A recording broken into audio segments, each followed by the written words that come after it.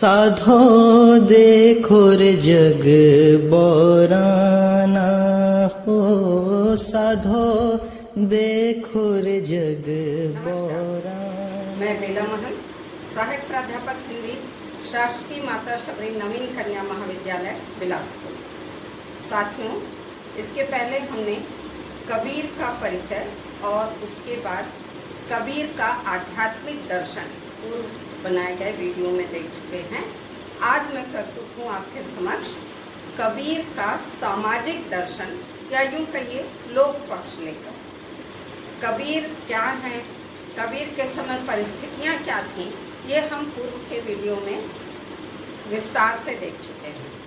आज हम देखते हैं कि कबीर का सामाजिक दर्शन क्या है। जैसा कि हमने कहा था, दर्शन का अर्थ है जीवन और जगत के प्रति दृष्टिकोण। सामाजिक जो स्थितियां थी उसके प्रति कबीर का क्या दृष्टिकोण था, उनके सभी कुछ पक्षों को हम देखेंगे कबीर के सामाजिक दर्शन के अंतर्गत। पहला बिंदु है इसमें मानवतावाद के प्रवर्तक। कबीर मानवतावाद के प्रवर्तक।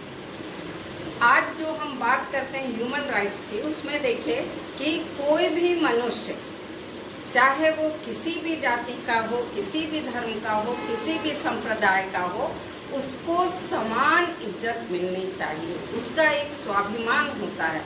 जाति के आधार पर या धर्म के आधार पर या वर्ग के आधार पर आप उसको हेय दृष्टि से नहीं देख सकते। यह बात कहने वाले सबसे पहले हिंदी साहित्य में कबीर थे। हम ये कह सकते हैं कि मानवतावाद के प्रवर्तक थे कबीर। उन्होंने क्या कहा? अल्लाह एके नूर उपनाया, ताकि कैसी निंदा, एक नूर ते सब जग उपजो, कौन भला कौन मंदा। ईश्वर का जो नूर है, ईश्वर का जो प्रकाश है, उसी से सभी व्यक्तियों की उत्पत्ति हुई है। फिर कैसे कोई बुरा या कोई अच्छा या कोई श्रेष्ठ और कोई छोटा हो जाएगा। इसलिए सभी को समान दृष्टि से देखना चाहिए। सांप्रदायिक एकता के प्रबल समर्थक। कबीर को कहा जाता है कि हिंदू मुस्लिम एकता के समर्थक थे। जितनी जोरदार ढंग से उन्होंने हिंदू मुस्लिम एकता की बात की तात्कालिक परिस्थितियों के चलते, उतने जोरदार या उतने प्रबल ढंग से किसी ने हिंदू मुस्लिम की एकता के लिए नहीं कहा। लेकिन यहाँ पर एक बात समझने की है। उन्होंने ये नहीं कहा कि हिंदू धर्म के जो उच्च संस्कार हैं या मुस्लिम धर्म के जो उच्च संस्कार हैं उनका समन्वय किया जाए। उन्होंने केवल ये कहा कि हिंदू और मुस्लिम अलग नहीं हैं। हिंदू कहत मोहे राम प्यारा, मुसलमान रहमाना, आपस में दो लड़े मरत हैं, मरम न कोई जाने। भाई, आप कहते हैं कि मेरे ईश्वर या सृष्टिकर्ता जो हैं वो राम है, आप कहते हैं वो रहीम है, और उसके कारण आप लड़ते क्यों हैं? उन्होंने तो ये कहा कि ये जो सामान्य जनता है उसके लिए क्या है, ईश्वर एक है जो सर्व समर्थ है, सभी उनके दुखों को दूर करने वाला है, उनके कष्टों को समझने वाला है। अब आप उसको राम कहो या रहीम कहो, उससे अंतर नहीं पड़ता। इसलिए उनका कहना था कि हिंदू और मुस्लिम भले अपने अपने धर्म का पालन करें, संप्रदाय का पालन करें, लेकिन आपस में ना लड़ें, क्योंकि है ईश्वर या सृष्टिकर्ता एक ही है। शास्त्रीय आतंक रूढ़ियों के विरुद्ध। उस समय जैसा कि हम जानते हैं, आम जनता जो थी ना तो शिक्षित थी, और जो धर्म उस समय प्रचलित था वो उच्च वर्ग या सामंतों के हाथ में अधिक था। सामान्य वर्ग को देखा जाता था हेय दृष्टि से, और शास्त्र का नाम लेके चाहे वो पंडित हो चाहे वो मुल्ला हो, सामान्य जनता को बहुत डराते थे। तो उसके लिए कबीर ने कहा कि भाई, ये शास्त्र में लिखी हुई बातों से ही आप ईश्वर को जानेंगे, या शास्त्र की लिखी हुई बातें ही मूल हैं या वही सबसे अच्छी बातें हैं, ऐसा नहीं है। उन्होंने कहा था, पढ़ी पढ़ी के पत्थर भया, लिखी लिखी भया जो ईंट, पड़ी पड़ी के पत्थर भया, लिखी लिखी भया जो ईंट, कहे कबीरा प्रेम की लगी न एको छींट। आप कितना भी पढ़ लो, कितना भी कर लो, लेकिन यदि उसमें आप प्रेम का अंश नहीं है, यदि आप मनुष्य को प्रेम नहीं कर सकते हो, तो वो कोई मायने नहीं रखता। उन्होंने ये भी कहा था, ताथे कहिए लोकाचार, वेद कतेब कथय व्यवहार। क्या वेद की बातें जो है वो व्यवहार में सही हैं? काजी कौन कतेब बसाने, पढ़त पढ़त केते दिन बीते, गति एके नहीं जानी। पढ़े तो बहुत, लेकिन क्या काजी ने उसका अर्थ समझा है? जो लिखा हुआ है सही तौर पे नहीं समझा। तो कुल मिला के शास्त्रों में लिखी हुई बातें और उनके द्वारा जो रूढ़ियाँ प्रचलित थीं, उसका उन सभी रूढ़ियों का कबीर ने विरोध किया है। वर्णाश्रम व्यवस्था के विरोध।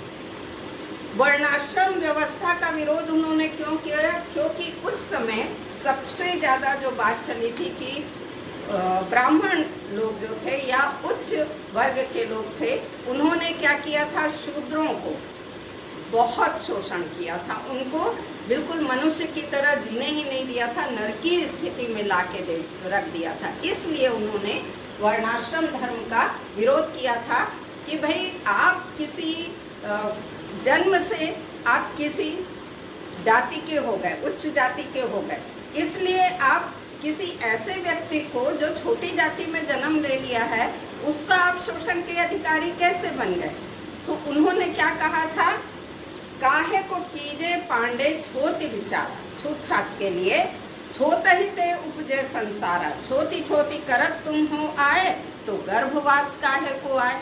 और उन्होंने ललकारते हुए कहा था ब्राह्मणों को कि जो तुम ब्राह्मण ब्राह्मणी जाया, आन मार्ग तय क्यों नहीं आया। भाई तुम्हारा भी तो जन्म वैसे ही हुआ है, फिर आप कैसे कह सकते हो कि मैं जन्म के आधार पे तुमको दबाने के लायक हूँ। तो छुआछूत का विरोध करने के लिए उन्होंने वर्णाश्रम व्यवस्था का विरोध किया था। मिथ्याचार पर प्रहार। सबसे ज़्यादा उस समय जितने भी धर्म संप्रदाय थे उसमें विकृति आ गई थी। लोग व्रत करना ही या तीर्थ यात्रा में जाना ही आडंबर बहुत ज़्यादा करने लगे थे। आडंबरों का उन्होंने विरोध किया था, जो दुनिया भर की नियम बना दिए गए थे धर्म में, और उसी को मूल मान लिया गया था, उसी को धर्म की बातें कह लिया था और अपनी मूल बातों से लोग हटते जा रहे थे। उसका उन्होंने विरोध किया था। उन्होंने कहा था कि मस्जिद भीतर मुल्ला पुकारे, क्या तेरा साहब बहरा है। मस्जिद भीतर मुल्ला पुकारे, क्या तेरा साहब बहरा है। चींटी के पग नेऊर बाजे, वो भी साहब सुनता है। अरे ईश्वर तो ऐसा कि चींटी के पैर में भी यदि घुंघरू बजती है, उतनी सूक्ष्म ध्वनि को भी वो सुनता है, तो आपको ये चिल्लाने की जरूरत क्या है। और आप जानते हैं कि उन्होंने हिंदुओं के लिए कहा ही था कि पाहन पूजे हरि मिले तो मैं पूजूं पहाड़, याते तो चाकी भली पीस खाए संसार। आडंबर के वो विरोधी थे। आडंबर के लिए केवल हिंदू मुस्लिम को ही नहीं, उन्होंने जितने भी उस समय धर्म प्रचलित थे, आप देखिए उस समय बौद्ध धर्म था, जैन धर्म था, अवधूत लोग थे, नाथ पंथ वाले थे, उन सभी में बहुत ज़्यादा आडंबर हो गया था। उन आडंबरों का विरोध उन्होंने किया था। अवधूत के लिए उन्होंने कहा था, अक्षर हूँ सो न्यारा, जो तुम पवन गगन उड़ाओ, करो गुफा में वासा। कि ये जो तुम अपना बात कर रहे हो साधना की, और उस साधना के माध्यम से आडंबर कर रहे हो, वो सही नहीं। तो कबीर ने सारे संप्रदायों में प्रचलित आडंबरों का विरोध किया था। सात्विकता एवं सदाचारण पर बल। सबसे ज़्यादा उन्होंने कहा था कि आदमी को रहना कैसे चाहिए, सात्विक और सदाचरण करना चाहिए। खाली आप बातों में मत करिए, अपने जीवन में, अपने व्यवहार में अच्छे गुणों को अपनाइए। और उन्होंने इस बात के लिए कहा भी था कि ये बहुत कठिन कार्य है। साध कहावन कठिन है जैसे पेड़ खजूर, चढ़े तो चाके प्रेम रस, गिरे तो चकनाचूर। कि साधु कहना बनना यानी अच्छा पुरुष बनना, केवल आप पहन लिए और लगा लिए तिलक, उससे साधु नहीं बन जाएंगे। अपने अंदर अपने गुणों में, अपने कार्यों में उन गुणों उनको आप प्रदर्शित करिए। शोषण का विरोध, शोषण का विरोध उन्होंने किया था, चाहे वो धार्मिक शोषण हो या फिर आर्थिक शोषण। व्यक्ति का शोषण किसी भी मूल्य पर उन्हें स्वीकार नहीं था। आप चाहे धर्म के नाम पर शोषण करिए, चाहे वो वर्ग भेद के नाम पर शोषण करिए कि छोटी जाति का है कहकर शोषण करिए या गरीब है करके शोषण करिए, उन्होंने हमेशा ही शोषण का विरोध किया, बल्कि शोषण के विरोध के कारण ही उन्हें प्रबल क्रांतिकारी कहा जाता है। सामंतों और राजाओं के अत्याचार का विरोध, यहाँ पे देखिए कि उन्होंने ये कहा, जो उनके समय की परिस्थितियाँ थी, राजा जो थे वो धर्म के नाम पर आगे तो बढ़ाते थे, धर्म अपने धर्म को लेकर चलते जरूर थे, लेकिन सामान्य जनता पर बहुत अत्याचार करते थे। सामंतवाद का बोलबाला था, सारे जमींदार जो थे वो एक शोषक के रूप में बैठे हुए थे। तो इन सब का विरोध उन्होंने किया था और कहा था कि यदि राजा जो है वो प्रजा पालक होना चाहिए, पहले वो अपनी विलासिता को भूले, सामंत लोग अपनी विलासिता को भूले और उसके कारण जो प्रजा शोषित हो रही है उसका शोषण नहीं होना चाहिए। पूंजीवाद का उन्होंने विरोध किया था। देखिए ये तो आप सभी जानते हैं, साईं इतना दीजिए जामे कुटुंब समाए, मैं भी भूखा ना रहूं साधु भूखा ना जाए। यानी इतना होना चाहिए संतोष कि जितना धन उसके पास है उससे कुटुंब का व्यवहार चल जाए। पैसे की आवश्यकता को वो समझते थे कि जीवन में खाली पेट नहीं चल सकता, भूखे भगति न कीजे यह माला अपनी लीजिए। लेकिन उनका कहना था कि ये वर्ग विषमता, ये उच्च वर्ग, ये निम्न वर्ग, ये अमीरी गरीबी क्यों है? इसलिए है क्योंकि लोग धन का संचय करके रखते हैं। यदि लोग धन का संचय ना करें, उसको परोपकार में लगाएं, तो ये वर्ग वैषम्य नहीं होगा, लोगों में गरीबी नहीं होगी और लोगों का इतना शोषण नहीं होगा, उन्हें एक सम्मान पूर्वक जीवन जीने का अवसर मिलेगा। इसलिए उन्होंने वर्ग भेद का भी विरोध किया था। नारी विमर्श, जब कबीर का आध्यात्मिक दर्शन देखा था तो उसमें हमने देखा था कि नारी को उन्होंने माया का हथियार बताया था, माया का अस्त्र बताया था और इसलिए नारियों से दूर रहने को कहा था। लेकिन कबीर ने ये भी कहा कि यदि नारी को आप भोग्या रूप में देखते हो तो वो त्याज्य है, लेकिन संसार में और उस समय तात्कालिक रूप से भी नारी की स्थिति बहुत अच्छी नहीं थी। तो उसके लिए उन्होंने ये कहा था कि पतिव्रता मैली भली, मतलब पतिव्रता यदि है तो वो देवी है, बहुत सम्माननीय है, और एक शोषित पीड़ित या अपने परिवार में ही जिसको सम्मान नहीं मिल रहा है, अपने पारिवारिक रिश्ते के बीच में भी वो किस तरह व्यतीत है उसका भी उन्होंने उल्लेख किया था। सासू की दुखी ससुर की प्यारी, जेठ के तरसी डरोरे, ननंद सुहेली गर्भ गहेली, देवर के विरह जरों हो दया।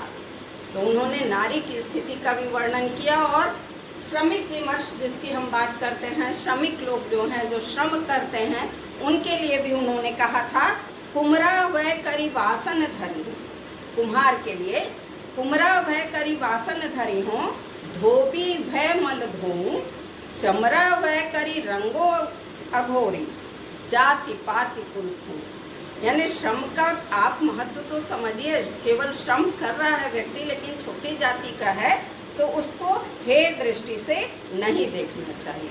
तो कबीर जो थे उन्होंने समाज में उस समय जो चीज़ें थी उसका विश्लेषण किया, लोगों को जो कष्ट था उसके कारणों को जाना और उसको उल्लेखित किया। यहाँ पे एक चीज़ विशेष है कि उनका क्या था कि धर्म में जितने भी बाह्य आडंबर है, बाह्य आचार है, उसका उन्होंने विरोध किया था। दूसरा उन्होंने विरोध किया था कि जो व्यर्थ कुल का अभिमान करते हैं कि हम ऊंची जाति के हैं या हम पैसे वाले हैं, हम अमीर लोग हैं, उसके कारण जो अभिमान करते थे उसका विरोध किया था। अकारण ऊंच नीच की बातें जो कही थी उसका उन्होंने विरोध किया था। तो यहाँ पर ध्यान देने की बात यह है कि कबीर क्या समाज सुधारने का काम करते थे।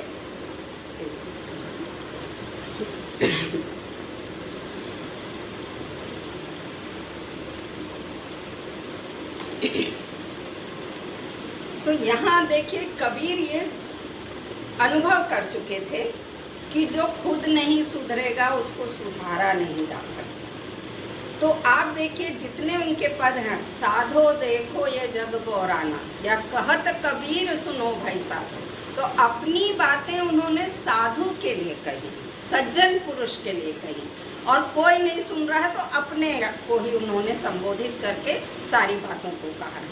तो उन्होंने जो बातें कही, हजारी प्रसाद द्विवेदी जी कहते हैं कि कबीर ने जो बातें कही हैं उनको यदि अपनाया जाए तो समाज सुधार हो सकता है, लेकिन इस पदों के कारण यदि कबीर को आप समाज सुधारक कहते हो तो ये सही नहीं है। उनकी दृष्टि में कबीर समाज सुधारक नहीं थे, वो तो व्यष्टिवादी थे, वो सामूहिक भावना रखने वाले थे, वो आत्म केंद्रित नहीं थे, वो मनुष्य केंद्रित थे, वो समाज केंद्रित थे, और इसलिए उनकी जितनी भी बातें हैं वो समाज के लिए है, उसका विश्लेषण उन्होंने किया था। और धर्म का हो, जाति का हो, संप्रदाय का हो, अमीरी गरीबी की हो, सारी बातें जो उन्होंने रखी हैं, जो चीज़ें उन्हें अच्छी नहीं लगी उन्होंने उसको सबके समक्ष रख दिया और उनका पथ प्रदर्शन किया कि इस तरह इन कारणों को यदि हम दूर करें तो इंसान एक मानवतावादी जीवन जी सकता है, हर मनुष्य को स्वाभिमान से जीने का अवसर मिल सकता है। और जैसा कि हम जानते हैं कि उनके केंद्र में तो प्रेम की भक्ति थी, जो किसके लिए थी? ईश्वर के लिए नहीं, मनुष्य के लिए। पोथी पढ़ पढ़ जग मुआ, पंडित भया न कोय, ढाई आखर प्रेम का, पढ़े सो पंडित हो। यही उनका सामाजिक दर्शन है। धन्यवाद। हिंदू कहत हैं राम हमारा, मुसलमान रहमाना, आपस में दो लड़े मरत हैं, मर्म न कोई जाना। साधो देखो रे जग बोराना हो, साधो देखो रे जग बोराना।